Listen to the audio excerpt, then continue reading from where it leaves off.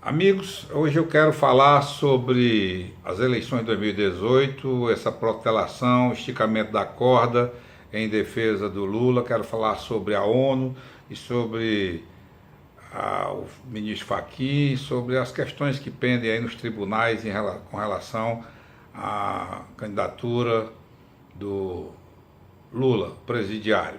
É verdade que a justiça brasileira, ao longo desses anos todos, desde o mensalão, tem sido por demais tolerante, eu diria, demasiadamente conivente, até mesmo cúmplice com as chicanas, eu diria, com essas safadezas jurídicas em benefício exclusivo do presidiário Lula. O capo de Tuticap, ou melhor, o chefão de todos os chefões, de todos os bandos e quadrilhas que estiveram no poder ao longo desses últimos 13 anos e que dilapidaram o patrimônio do nosso país e arruinaram a vida de milhões de brasileiros. Pior é que existe por aí diversas autoridades do Poder Judiciário comprometidas com o ideário esquerdista, essa patologia, tem atuado nos processos de Lula e nos processos de diversos membros da quadrilha, muito mais como advogado de defesa do que como magistrados, como temos visto no caso do Supremo Tribunal Federal, envolvendo o ministro Toffoli, com decisões estapafúrdias em favor de bandidos renitentes sem recuperação, Lewandowski, algumas vezes decisões estapafúrdias do ministro Marco Aurélio Mello e quase sempre do Gilmar Mendes, o homem que tem soltado diversos bandidos por sua iniciativa pessoal, né? E por último, uma decepção foi o ministro Fachin, que vinha muito bem conduzindo a Lava Jato, e agora se revela aí um petista de carteirinha, né, na votação, o único voto vencido na votação da candidatura do Lula no Superior Tribunal Eleitoral, né? Isso demonstra que o PT ainda está vivo, pelo menos do ponto de vista judicial. Aí, alguém nesse país, eu perguntaria, se tem alguém nesse país que duvida que Lula é inocente, que Lula nunca comandou, nunca foi chefe dos bandos. Será que ainda existe alguém no Brasil capaz de acreditar nessa falácia? O cara está lá preso e todos os dias os seus advogados, os seus cúmplices estão lá dentro da cadeia recebendo ordens e de lá trazendo ordens para serem cumpridas por outros, né? Ele atuando tal e qual os bandidos das organizações criminosas organizadas ou mesmo desorganizadas, o PCC, o Comando Vermelho e outras, atua do mesmo modo lá de dentro da cadeia, comandando tudo, né? Nesse momento é verdade que o PT está dividido, porque tem alguns dos mais ajuizados, se é que ainda existe alguém ajuizado naquela organização criminosa, querem a imediata substituição do encarcerado Lula pelo poste radar, aquele candidato paulista que perdeu as eleições para prefeito, no cargo, com a caneta na mão, perdeu as eleições no primeiro turno para o Dória, né? Então aqueles outros desesperados, como é o caso da presidente Gleisi Hoffmann, do caso de outros aí, aquele Lindenberg Farias e uma dezena de outros petistas ordinários, os desesperados que estão na fila da justiça para prestar conta, tem como Lula a única escapatória salvífica, né? Se Lula não tiver na presidência da República, fatalmente eles serão criminalizados em breve, né? Então a esperança seria Lula. Por isso estão insistindo, mesmo sabendo que não vão conseguir absolutamente nada, estão insistindo em manter Lula candidato a presidente, apesar daquela derrota de 6-1 no Superior Tribunal. E o Lula mandou seus advogados pedir à ONU que se manifeste urgentemente sobre a decisão do Tribunal Superior Eleitoral de barrar sua candidatura, né? Todo mundo sabe que o dia 11 é a data limite. O Lula vai ser substituído pelo seu poste, o radar, queira ele ou não, porque o PT não vai ficar sem candidato a presidente da República, senão não vai eleger ninguém nos estados. E não vai, mesmo o Lula vai para o inferno aí, o PT vai botar o Lula no inferno pela primeira vez e vai colocar o radar, queira Lula ou não. Agora, então, meus amigos, essa decisão de recorrer está muito baseada no voto de Fachin, que votou pelo acatamento da recomendação do Comitê de Direitos Humanos de permitir que Lula continue candidato.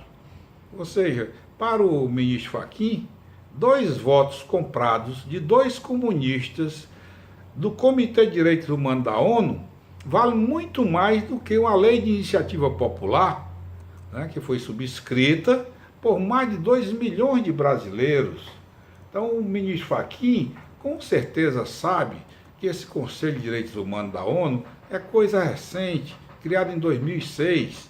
É um órgão subsidiário, meramente subsidiário da Assembleia Geral da ONU, com atribuições meramente ancilares para promover o respeito universal pelos direitos humanos, para monitorar possíveis violações internacionais de direitos humanos. O papel desse órgão é exatamente esse, é um órgão composto por 47 membros dos países, né, membros da Assembleia Geral, que é formada por 193 países. Então, esse grupo é eleito para um mandato de 3 anos, né, e não pode ser reeleito após 2 mandatos consecutivos. Então, uma coisa nova. E sem muito poder, ou seja, sem poder algum. Mas é fato que esse conselho vem caindo em descrédito a cada dia, em função das suas omissões e das suas intromissões em questões internas de países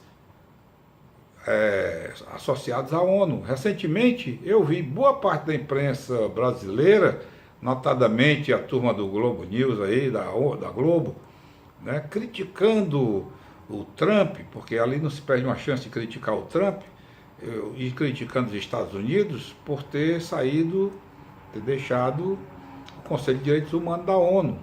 O anúncio da saída foi feito em junho de 2018, pela aquela bela embaixadora dos Estados Unidos da ONU, Nikki Haley, né? Ela disse o seguinte: nossa saída vem depois de nenhum outro país demonstrar coragem para se juntar à nossa briga para defesa dos direitos humanos naquela instituição hipócrita. Chamou esse órgão de uma instituição hipócrita. Ela disse que os Estados Unidos não podem fazer parte dessa instituição hipócrita e aproveitadora, dessa organização que faz um arremedo de direitos humanos. Esse conselho não deixa de proteger os abusos mundiais dos direitos humanos e segue, disse ela, né, sequer reuniu-se para criticar as questões de violação de direitos humanos na Venezuela. Veja bem. Então, uma das razões foram essas. Por quê? Porque a Venezuela também é membro do Conselho de Direitos Humanos, assim como Cuba e a China, os países que violam os direitos humanos às escâncaras. O Conselho foi completamente omisso quanto ao regime fraudulento do governo iraniano, desde muito tempo, e da República do Congo, essa republiqueta onde se mata, a guerra civil campeã há anos, né, contra os assassinatos do governo sírio contra a população civil inocente. Esse conselho não se manifestou ainda. O Bashar al-Assad está lá. O conselho simplesmente agora vem se intrometer numa questão de fundo, questão criminal no Brasil. Ela disse corretamente numa frase: o conselho é uma fossa, de viés político ideológico ultrapassado. Foi o que a embaixadora dos Estados Unidos que disse na ONU.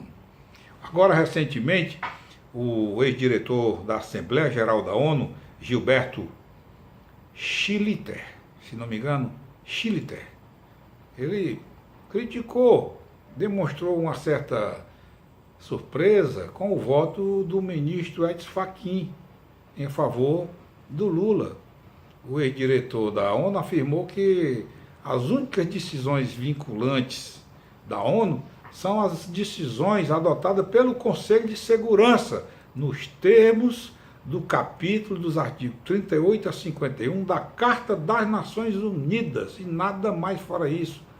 Ele também afirmou que é surpreendente que um ministro do Tribunal Superior Eleitoral e também do Supremo Tribunal Federal, a mais alta Corte de Justiça do Brasil, use uma razão para seu voto negativo no julgamento, uma mera recomendação do Comitê de Direitos Humanos, cuja função é apenas assessorar os órgãos da ONU, constituído por representantes dos Estados-membros.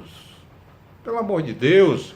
E continuou ele condenando a atitude do ministro Fachin, né, dizendo que ou o ministro nessa questão desconhece o direito internacional, o que é inadmissível, ou julga de acordo com seu viés ideológico, como tem feito, nós sabemos, alguns dos seus colegas noutros julgamentos. Isso é inquestionável. Então, em primeiro lugar, o Comitê de Direitos Humanos da ONU não determinou absolutamente nada. O documento, esse documento que o PT se refere, é uma mera recomendação assinada por dois dos 18 integrantes do comitê, dois certamente comprados, com quase toda certeza. Então não tem qualquer valor jurídico no Brasil esse documento, porque o comitê não tem competência alguma jurisdicional para intervir, limitando-se apenas às suas funções técnicas. Então trata-se desse comitê de um organismo que emite alegações de violações de direitos humanos de indivíduos somente no âmbito do protocolo facultativo do Pacto Internacional dos Direitos Civis e Políticos, que foi ratificado pelo Brasil, né, em 2009. Então, Então, esse protocolo não tem valor jurídico no Brasil porque não foi sancionado pelo presidente da República, nem por Lula, nem por Dilma, conforme determina o artigo 84 da nossa Constituição Federal. Isso fica bem claro, o ministro sabe perfeitamente disso, os advogados do Brasil inteiro, os juristas sabem disso, então não há o que discutir. O Comitê de Direitos Humanos da ONU, que é composto por 18, somente esses dois comunistas proferiram essa decisão liminar, sem sequer ouvir o governo brasileiro, o que já por si só é nulo, numa decisão que só seria tomada no ano seguinte, que pode ser favorável ou não. Então não pode se determinar nada agora com base nesse documento conseguido, não sei, sabe-se lá como, pelos advogados do Lula, né? Os membros do comitê são peritos de diversos países, né? Não representam as nações que integram a ONU, nenhum deles. E, ademais, é um comitê de cunho eminentemente administrativo e, por isso, as suas decisões são meras orientações e não vinculam e muito menos obrigam os países a cumprir as suas determinações. Por exemplo, a Dilma, quando estava no poder desgovernando, a ONU enviou aqui uma liminar para suspender, vejam bem, uma liminar para suspender a obra da usina de Belo Monte, lá no Pará. O que foi que ela respondeu? Que não ia cumprir nenhuma determinação da ONU.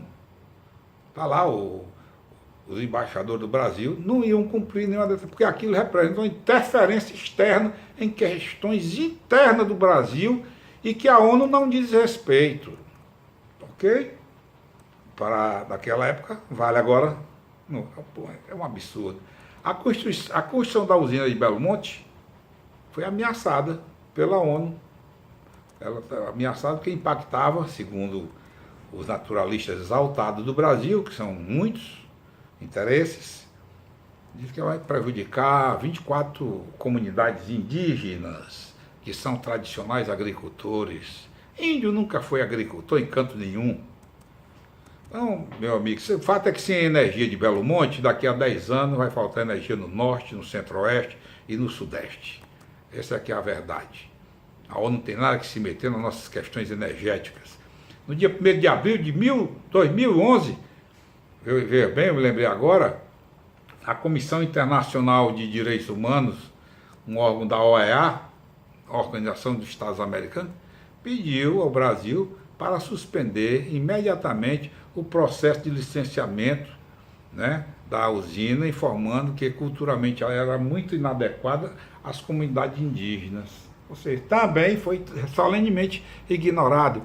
O nosso ministro Fachin ignorou que a lei deve ser interpretada à luz da Constituição Federal, à luz da Constituição, e não sob a penumbra da submissão jurídica, ou mesmo sob esse breu ideológico ferrenho que tanto toma conta do nosso Brasil.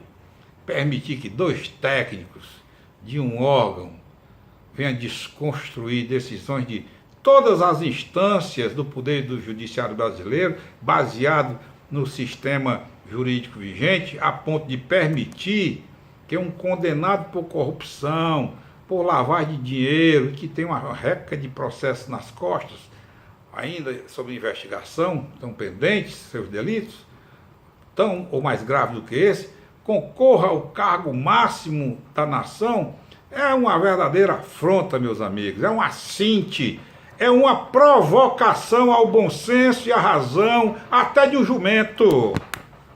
Eu me exalto porque é para se exaltar mesmo. É um bofete traiçoeiro na cara de um cidadão de bem que está ferido em sua dignidade, descrente de tudo, como estamos vendo, e que agora o país se desvia da legalidade por decisões de meia dúzia de juízes subalternos, né? Desvia da legalidade e da moralidade administrativa, como foi o caso. Não é possível.